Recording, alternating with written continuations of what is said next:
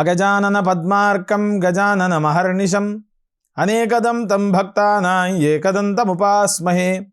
వాగీషాద్యా సుమనసః సర్వార్థానాముపక్రమే యన్నత్వా కృతకృత్యా స్యుః తం నమామి గజాననం. బుధం శ్రీనివాసం సుధర్మాత్వభాసం సుధాతుల్యవాక్ సంగతం పాండురంగం. సుధీనాదమున్యాహ్వయం దేశికార్యం గురు శ్రీత్రయం నిత్యమేతన్నమామి. నమో బ్రహ్మాదిభ్యో బ్రహ్మ విద్యా సంప్రదాయ కర్తృభ్యో వంశఋషిభ్యో మహద్భ్యో నమో గురుభ్యః.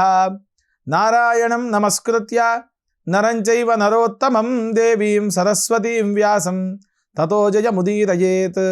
స్వస్త్యస్తు సదాం సన్మంగళాని సంతు. భక్తశ్చ శ్రోతॄణాం నిత్యమేకైకశ్లోకశ్రవణ పఠనమాత్రేణ కలికల్మషాపనోదయ పటుతరే వేద కనక కథా ప్రస్తూయతే. వ్యాసాయ విష్ణురూపాయ వ్యాసరూపాయ విష్ణవే నమో వై బ్రహ్మనిధయే వాసిష్ఠాయ నమో నమః. ఈటీవీ లైఫ్ ఆధ్యాత్మిక ఛానల్ వేదసారం వీక్షిస్తున్నటువంటి ప్రేక్షకులకు స్వాగతం తెలియచేస్తూ, వేదసారములో గత వారం మనం చెప్పుకున్నటువంటి 8వ అనువాకం రుద్రాధ్యాయంలో ఉండేటువంటి లక్షణాలు, వాటి యొక్క నిర్వచనములు, వ్యుత్పత్తి ఇవన్నీ కూడా ఆ శివుడు నమస్సోమాయ చ రుద్రాయ చ నమస్తామ్రాయ చ అరుణాయ చ. తామ్ర, అరుణ, రుద్ర, సోమ తత్వములు ఏ రకముగా ఉంటాయి, అందులో ఉండేటువంటి విషయ పరిజ్ఞానం, ఆ పరమాత్మ అయినటువంటి పరమశివుడు ఏ రకముగా ఉమాదేవితో కూడి తన యొక్క భార్యతో కూడి శక్తితో కూడి మనకు ఇచ్చేటువంటి అనుగ్రహం, మనకు ఎంతవరకైతే మనము చేసేటువంటి అనుష్ఠానాలు ఉన్నాయో వాటి యొక్క లక్షణాలు, వాటి విధానములన్నీ కూడా మనం తెలుసుకొని ఉన్నాం. అందులోనూ దీనికి అనుబంధమైనటువంటి తైజరీయ ఆరణ్యకం కృష్ణయజుర్వేదంలో 2వ అధ్యాయంలో ఇచ్చినటువంటి శాంతి మంత్రం నమో బ్రహ్మణే, బ్రహ్మకు నమస్కారం చేస్తూ ఉన్నాము. నమో అస్త్వగ్నయే, అక్కడ ఉండేటువంటి అగ్నికి నేను నమస్కరిస్తూ ఉన్నాను. నమః పృథివ్యై, పృథివీ అనగా భూమి, ఆ భూమికి నమస్కరిస్తూ ఉన్నాను. నమః పృథివ్యై. నమ ఓషధీభ్యః, ఓషధులకు నమస్కరిస్తూ ఉన్నాను. నమో వాచే, వాక్కు స్వరూపమైనటువంటి రూపానికి నేను నమస్కరిస్తూ ఉన్నాను.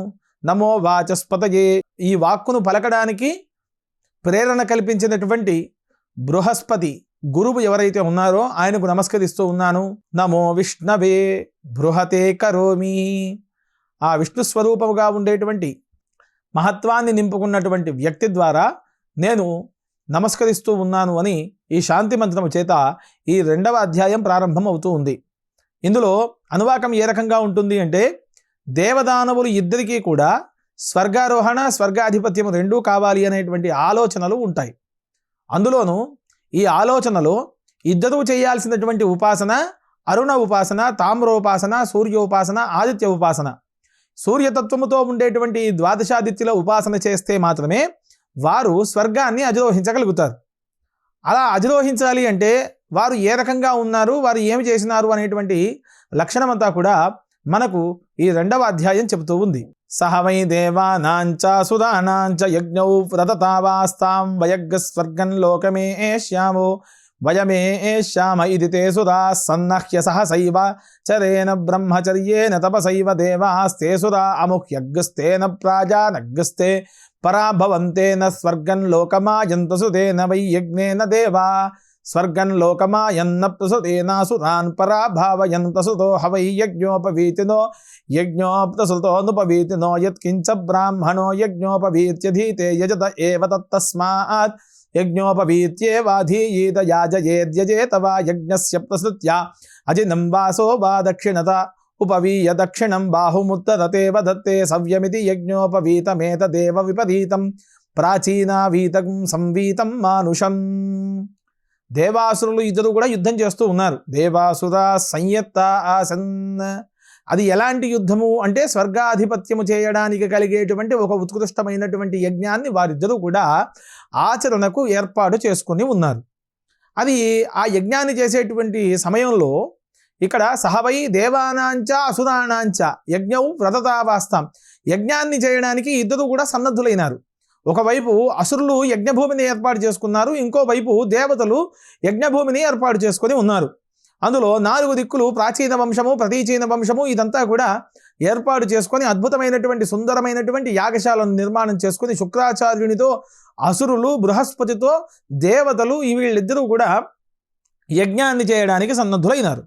అలా సన్నద్ధులైనప్పుడు స్వర్గాధిపత్యము కేవలం మాకు కావాలి అనేటువంటి కాంక్షతో ఏర్పాటు చేసుకున్నటువంటి యజ్ఞకుండము అసురులది. దేవతలకు మేము హవిర్యజ్ఞాన్ని సమర్పిస్తాము అని పెట్టుకున్నటువంటి వాళ్ళు సురులైనటువంటి దేవతలు. ఇక్కడ మందర పర్వతంతో క్షీరసాగర మథనం చేసినప్పుడు అందులో నుండి వచ్చినటువంటి సుర వరుణ ప్రకాశాన్ మాధ్యంతినం, వరుణుడు ఇచ్చినటువంటి సుర ఏదైతే ఉంటుందో దాన్ని తీసుకున్నటువంటి వాళ్ళందరూ కూడా సుర అనేటువంటి శబ్దముతో వ్యవహరింపబడుతూ ఉన్నారు.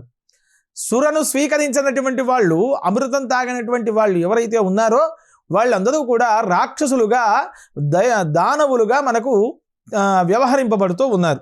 ఈ రకముగా దేవదానవులు ఇద్దరు కూడా ఎప్పుడు యుద్ధం చేస్తూ ఉన్నారు. ఈ దేవదానవులు ఎవరైతే ఉన్నారో వారు ఎక్కడ ఉన్నారు అని అంటే, మనసు దేవుడు అయితే వాక్కు అసురుడు.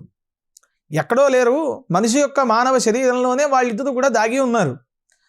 ఎప్పుడైనా సరే మనస్సు మంచి మార్గమే చెబుతూ ఉంటుంది, వాక్కు కఠినముగా వ్యవహరింపబడుతూ ఉంది. ఆత్మబుద్ధి సుఖం చైవ గురుబుద్ధిర్విశేషతః పరబుద్ధిర్వినాశశ్చ అని మనకు చాణక్య నీతి శాస్త్రంలో చెప్పబడుతూ ఉంది.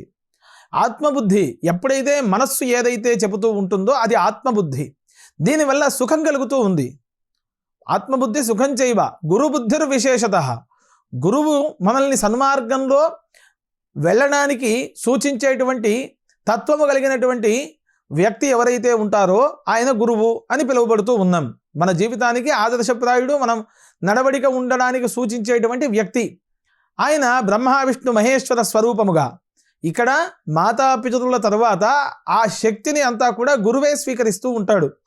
ఎందుకనగా పంచమే మానవిత్తత్వం, షష్ఠే బ్రహ్మత్వమాప్నుయాత్, సప్తమే బ్రహ్మవర్చస్య ఇది వత్సర నిర్ణయ. పుట్టిన వెంటనే చేయాల్సినటువంటిది జాతకర్మ, 21వ రోజు చేయవలసినటువంటిది నామకరణం, ఆ తర్వాత 6 నెలల్లో చేయాల్సినటువంటిది అన్నప్రాశనం, 3 సంవత్సరాలకు చేయవలసినటువంటిది చౌలకర్మ, ఆ తర్వాత ఉపనయనము చేసిన తర్వాత, ఉపనయనము అనగా విద్యాభ్యాసానికి ఏర్పాట్లు చేయడం, దానిని చేసిన తర్వాత గురువుకు అప్పచెప్పాలి. అక్కడ గురువే మాతాపితరులు అవుతూ ఉన్నారు. అలా వారిని మంచి మార్గంలో సూచించేటువంటి వాడు అవుతాడు. ఈ తత్వాన్ని గురు బుద్ధిర్ విశేషతః, గురువు మాట కాకుండా నువ్వు పరుల మాట విన్నట్టయితే పరబుద్ధిర్ వినాశశ్చ, వినాశనానికి తోడ్పాటు అవుతుంది. అందుకు గాను ఇక్కడ బృహస్పతి ఈ దేవతలనందరినీ కూడా మంచి మార్గంలో మాత్రమే ప్రయాణం చేయడానికి తోడ్పాటవుతూ ఉన్నాడు. కానీ దానవులు ఎవరైతే రాక్షసులు ఉన్నారో వారు ఏర్పాటు చేసుకున్నటువంటి యాగశాలలో శుక్రాచార్యుడు అసుర గురువై అక్కడ కూర్చొని ఈ యొక్క యాగ వీక్షణ అంతా కూడా చేస్తూ, బృహస్పతి అచ్చంగా అక్షమాలను ధరించి చక్కనైనటువంటి కృష్ణాజినము లాంటి మంచి ఆసనాన్ని ఏర్పాటు చేసుకుని జటాబద్ధముగా తాను పద్మాసనాసీనుడై అద్భుతముగా ఉత్తరముఖము చేసి ఈ యొక్క దక్షిణతో బ్రహ్మ భవతి, దక్షిణత ఆయతనో వై బ్రహ్మ, బార్హస్పత్యో వై బ్రహ్మ. బృహస్పతి ఎప్పుడు కూడా ఉత్తరముఖం చేసి కూర్చుంటాడు. ఉత్తరముఖం చేసి తూర్పు భాగానికి చేసేటువంటి యజ్ఞ హవిర్భాగములు ఏవైతే ఉన్నాయో వీటిని పూర్తిగా యాగశాల నుండి వీక్షిస్తూ ఉంటాడు. బ్రహ్మ ఎప్పుడు దక్షిణ భాగంలోనే కూర్చోవాలి, ఉత్తరముఖం చేసే కూర్చోవాలి. అందుకే నవగ్రహాల్లో ఉత్తరముఖం కలిగినటువంటి వాడు ఈ బృహస్పతి ఉత్తరముఖం చేసే ఉంటాడు ఎక్కడ మనం చూసినా కానీ. అలాంటి బృహస్పతి వీళ్లను దేవతలందరినీ కూడా మంచి మార్గంలో ప్రయాణం చేయడానికి తోడ్పడుతూ ఉన్నాడు. శుక్రుడు అసుర గురువు. ఈ అసురుడు చేసేటువంటి యజ్ఞంలో ఎక్కడ కూడా పశుపక్షాదులో సంచారం చేసేటువంటి విషయములు ఇవన్నీ సుభిక్షంగా ఉండాలి అనేటువంటి ఆలోచన ఎల్లవేళలా కూడా లేదు. కేవలం దేవతానాశనం మాత్రమే కావాలి, దేవతలు అధిరోహించినటువంటి స్థానాన్ని మనం అనుభవించాలి అనేటువంటి తత్వముతో వీళ్ళందరి యొక్క మనస్సును విరిచి వారిపైన దుష్ట ప్రభావాన్ని కలిగింపచేసి అసురగురుడు అయినటువంటి శుక్రుడు ఈ యజ్ఞాన్ని చేయిస్తూ ఉంటాడు. ఆ శుక్రుడు ఒక కన్నుతోనే ఉంటాడు, శుక్రాచార్యుడు అని పిలువబడుతూ ఉంటాడు. ఆయనకు ఇంకొక కన్ను వామనుడి చేత హరింపబడినది. బలి దానము చేస్తూ ఉంటే అక్కడ శుక్రాచార్యుడు కమండలంలోకి వెళ్ళి దాన సంకల్పాన్ని అడ్డుకోబోయాడు. దర్భను శస్త్రముగా ఉపయోగించి కన్నును పోగొట్టినాడు వామనుడు. త్రీణి పదా విచక్రమే విష్ణుర్గోపా అదాభ్య తతో ధర్మాని ధారయన్ పాగుంసుద ఇరావతీ ధేనుమతి భూతం సూయవశిని మనుషే దశస్యే. అక్కడ 3 అడుగుల నేల అడిగినాడు వామన స్వరూపమైనటువంటి శ్రీ మహావిష్ణువు. అలా శుక్రాచార్యుడి యొక్క కన్నును యాగశాలలో పోగొట్టినాడు వామనమూర్తి. అప్పటి నుండి ఒకే కన్నుతో శుక్రుడు వ్యవహరిస్తూ ఉన్నాడు.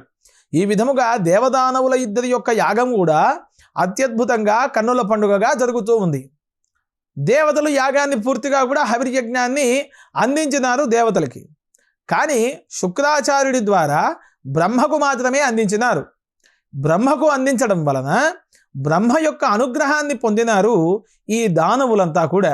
ఈ యజ్ఞం చేయడానికి కొన్ని నియమములు ఉన్నాయి. అవి ఎలాంటి నియమములు? శ్రౌతస్మార్త నిత్య నైమిత్తిక కామ్య కర్మానానుష్ఠానములు ఏవైతే ఇవన్నీ మనము చెప్పుకుంటూ ఉన్నామో ఈ రకములుగా యజ్ఞయాగాది క్రతువులు నిర్ణయించాలి. అయితే దేవతలంతా కూడా సవ్యమైనటువంటి భాగముతోనే చేస్తూ ఉన్నారు. కానీ అసురులు మూర్ఖులైనారు, మూర్ఖముతోనే చేస్తూ ఉన్నారు. దేవతలు బ్రహ్మచర్యాన్ని పాటిస్తూ యజ్ఞాన్ని చేస్తూ ఉన్నారు. తపసైవ బ్రహ్మచర్యేణ, బ్రహ్మచర్యంతో తపస్సుతో యజ్ఞాన్ని చేస్తూ ఉన్నారు దేవతలు. కానీ రాక్షసులు మోహముతో యజ్ఞాన్ని చేస్తూ ఉన్నారు. మోహయజ్ఞం అనేటువంటిది ఎప్పుడూ ఏదో ఒక పదవికాంక్షతో చేసేటువంటి యజ్ఞము అని అనబడదు. కోరికలతో యజ్ఞాలు ఎప్పుడూ కూడా చేయకూడదు. కోరికలతో యజ్ఞము చేసినట్టయితే మనము కూడా అసురులతో సమానమైనటువంటి వాళ్ళం అవుతాం. కావున కోరిక కలిగినప్పుడు పరమాత్మకు నివేదించుకోవాలి. కానీ ఈ కోరిక కోసం ఈ కార్యమైతే నేను యజ్ఞాన్ని చేస్తాను, ఈ కార్యమైతే నేను హవనాన్ని చేస్తాను అనే సంకల్పం ఎట్టి పరిస్థితులలో కూడా మనం చేయకూడదు. కేవలం దేవతలకు మనం హవిర్యజ్ఞాన్ని సమర్పించడం, ఏ రకంగానైతే పశుపక్షాదులకు మనము ఆహారాన్ని గ్రాసాన్ని అందిస్తూ ఉన్నామో దేవతలకు కూడా మేము సమర్పిస్తాము, లోకోద్ధారణ లోక కళ్యాణం కోసం ఇస్తాము అనేటువంటి భావనతో మాత్రమే అందచేయాలి అని మనకు వేదం చాలా చక్కగా చెబుతూ ఉంది. ఇక్కడ తపస్సుతో చేసేటువంటి వేదవేత్తలతో కూడుకున్నటువంటి బృహస్పతి ఒకవైపు మూర్ఖముతో ఈ వేదవేత్తలను కూడా మూర్ఖముగా చేసి అక్కడ ఇంకోవైపు యాగశాలలో యజ్ఞాన్ని నిర్వహిస్తున్నటువంటి శుక్రాచార్యుడు ఒకవైపు. అద్భుతముగా ఈ యజ్ఞం సాగుతూ ఉంది. మోహము వలన అసురులందరూ కూడా కర్తాకర్తవ్యాలన్నింటినీ కూడా విడిచిపెట్టి వాళ్ళు యజ్ఞాన్ని చేస్తూ ఉన్నారు. పరాభావయన్, ఇక్కడ రాక్షసులందరూ కూడా పరాభావం చెందినారు. వారికి స్వర్గాధిరోహణ కలగలేదు. దేవతలందరూ కూడా సవ్యముగా యజ్ఞోపవీతాన్ని ధరించి యజ్ఞాన్ని చేసినారు కాబట్టి వారు స్వర్గారోహణ పొందినారు.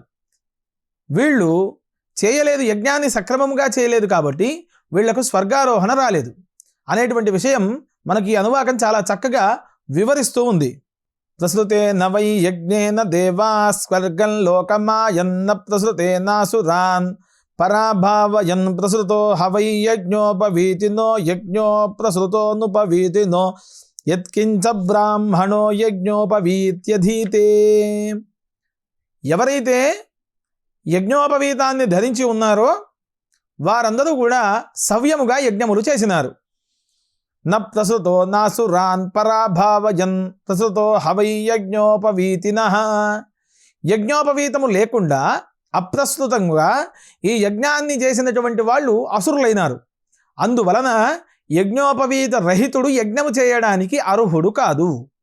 ఉపవీతాన్ని ఎవరైతే సవ్యముగా ధరించి ఉన్నారో వారు మాత్రమే యజ్ఞానికి అర్హులుగా మనకు వేదం ప్రతిపాదిస్తూ ఉంది. యజ్ఞో ప్రసృతః అనుపవీతినః. అనుపవీతుడు అంటే ద్విజత్వము పొందనటువంటి వాడు, యజ్ఞరహితుడు అని పిలువబడుతూ ఉన్నాడు. యజ్ఞాన్ని ఆచరించాలి అంటే యజ్ఞోపవీతాన్ని ధరించి యజ్ఞాన్ని ఆచరించాలి. ఆ రకముగా వారు చేయలేదు కావున వారు స్వర్గారోహణ చేయలేకుండా పోయిరి. వారందరూ కూడా ఇక్కడే భూమిపైనే సంతరించుతూ ఉన్నారు. మళ్ళీ యజ్ఞాన్ని చేయడానికి మళ్ళీ శుక్రాచార్యుడు వారిని పురమాయిస్తూ ఉన్నాడు. ఈ రకముగా యజ్ఞోపవీత్యధీతే యజతః ఆధీతము ఆధీయమానము ఛందసాం సవీర్యత్వము ఎవరైతే యజ్ఞోపవీతాన్ని ధరించి అధ్యయనాధ్యాపన యజన యాజన దాన ప్రతిగ్రహణాలను చేస్తూ ఉంటాడో వారు మాత్రమే యజ్ఞానికి అర్హుడిగా ఈ అనువాకం పూర్తిగా కూడా మనకు తెలుపుతూ ఉంది. ఈ తత్వము తామ్రో అరుణ నమస్తామ్రాయ చారుణాయ చ అనేటువంటి వేదవాక్యము ఏదైతే రుద్రాధ్యాయంలో 8వ అనువాకంలో 2వ యజుస్సు మనకు ఏదైతే చెబుతుందో ఆ సూర్యతత్వము కోసం ఉపాసన చేసి సూర్యుణ్ణి పట్టి పీడించడానికై అసురులందరూ కూడా సూర్యోదయాత్ పూర్వమే మందే హారుణే ద్వీపే ప్రక్షిపంతి యత్ ప్రదక్షిణం ప్రక్రమంతి తేన పాప్మానమవధూన్వంతి. ద్విజుడు 2వ జన్మ ఎత్తినటువంటి యజ్ఞోపవీత ధారుడైనటువంటి వాడు 24 అక్షరా గాయత్రీ మంత్రాన్ని ఉపాసించి అర్ఘ్యప్రదానముగా చేతిలో నీళ్లను వేసుకొని ఆ నీళ్లను పైకి విసురుతూ కిందికి అర్ఘ్యప్రదానముగా విడిచినప్పుడు వజ్రాయుధములై సూర్యుణ్ణి పట్టుకొని పీడిస్తున్నటువంటి రాక్షసులందరూ కూడా మందేహారుణే ద్వీపే ప్రక్షిపంతి, మందేహారుణం అనేటువంటి ద్వీపానికి విసిరివేయబడి మనందరికీ కూడా సూర్యోదయం ఇవ్వబడతాడు అంటూ ఈ యొక్క సూర్యతత్వము, ఈ తామ్రోరుణ తత్వం, తామ్రః అరుణః అనేటువంటి తత్వం అంతా కూడా మనకు వేదము ఈ రకముగా చూపిస్తూ, ఈ రకముగా రుద్రాధ్యాయంలో ఉండేటువంటి లక్షణాలు 2 యజుస్సులకే ఇంత అద్భుతమైనటువంటి వర్ణనను మనకు అనేకమైనటువంటి ఋషులు, మునులు, యోగులు, తపస్సిద్ధులు మనకు ఇచ్చినారు. అందులో భాగంగా 3వ యజుస్సు నమఃశంగాయ చ పశుపతయే చ. శంగాయ అనగా సుఖాన్ని కలిగినటువంటి వాడు, సుఖమును కోరేటువంటి వాడు, సుఖాన్ని ఇచ్చేటువంటి వాడు, ప్రసాదముగా సుఖాన్ని కలిగించేటువంటి వాడు, ఆయనను శంఘః అని పిలుస్తూ ఉంటాం. నమఃశంగాయ ఇవన్నీ కూడా పంచాక్షరీ మంత్రములే.